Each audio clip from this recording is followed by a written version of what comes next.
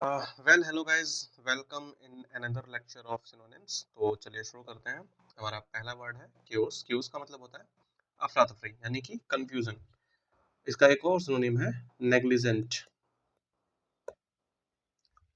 Sorry, negligent नहीं, यहाँ पर बोलेंगे परप्लेक्स। परप्लेक्स या फिर मडल। नेक्स्ट वर्ड है स्लैक। स्लैक का मतलब होता है लापरवाह यानी कि केयरलेस, और केयरलेस का होता है नेग्लिजेंट या फिर इग्नोरेंट।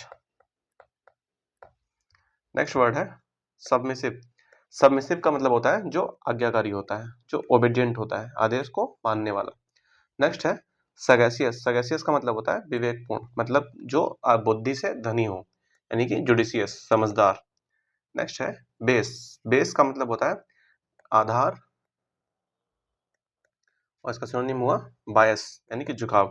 यहाँ पर बेस को नीच के टर्म में यूज किया गया है। नेक्स्ट है लल। लल का मतलब होता है शांति, जो एकदम कामनेस होती है, उसको बोलते हैं लल। नेक्स्ट है इम्ब्यू। इम्ब्यू का मतलब होता है भावना डालना, यानी कि किसी चीज में कुछ इंस्टिल कर देना, और इसका सिनोनिम हुआ इंस्पायर यानी कि प्रेरित करना। नेक्स्ट है लिविड। लिविड का मतलब होता है अत्यंत क्रोधित, फ्यूरियस या फिर एंग्री। नेक्स्ट वर्ड है ऑडासिटी।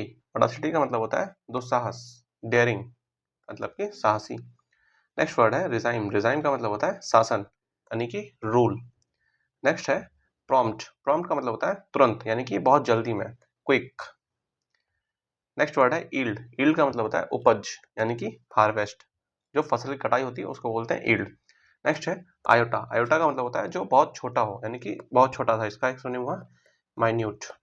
इसका मतलब है बहुत छोटा होता है।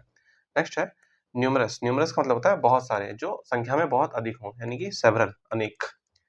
नेक्स्ट है मंच। मंच का मतलब होता है चबाना, च्यू, या फिर कुतरना भी कहते हैं। नेक्स्ट है टर्मिनेशन, यानी कि समाप्ति, कंक्लूजन, जो एंड होता है। नेक्स्ट है सिनोनिम्स कंप्लीट हुए, और हमारा पहला सिनोनिम, पहला इडियम है will o the wisp. Will o the wisp का मतलब होता है इल्यूसिव या फिर अनरियल, जो कि रियल ना हो। नेक्स्ट है भ्रामक, मतलब भ्रामक, जो कंफ्यूजन पैदा करने वाला। नेक्स्ट इडियम है पोर ओवर। पोर ओवर का मतलब होता है टू एग्जामाइन, लुक एट और रीड समथिंग वेरी केयरफुली, मतलब किसी चीज को बहुत ही सावधानी से पढ़ना। नेक्स्ट है गेन ग्राउंड। गेन ग्राउंड का मतलब होता है बिकम पॉपुलर, बहुत ज्यादा फेमस हो जाना, यानी कि प्रसिद्ध होना। नेक्स्ट है once in a blue moon, यानी कि कभी कभी, वेरी सेल्डम। वो कहते हैं ना कि ईद का चांद, वही है once in a moon. Next है go to the whole hog. Go to the whole hog का मतलब होता है टू डू समथिंग फुली और कंप्लीटली, यानी कि पूर्ण रूप से। तो इस तरीके से ये लेक्चर कंप्लीट हुआ। Thank you very much.